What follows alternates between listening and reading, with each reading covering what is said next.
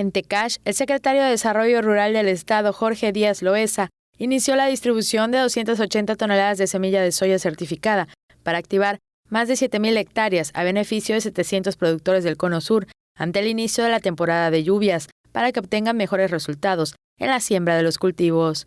El presidente de la Asociación de Productores Mixtos Agropecuarios del Sur de Yucatán, Francisco Madera Mena, comentó que la semilla de soya representa un apoyo significativo para los productores porque tiene elevado costo en el mercado, de modo que con el programa se facilita su adquisición y se ofrecen mayores ganancias.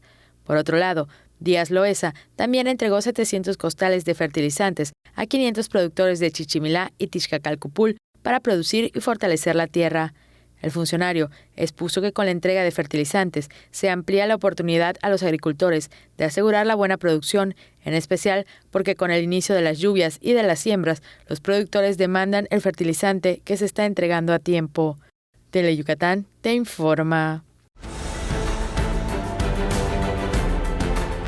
Teleyucatán te informa, lunes a viernes, 8 de la noche.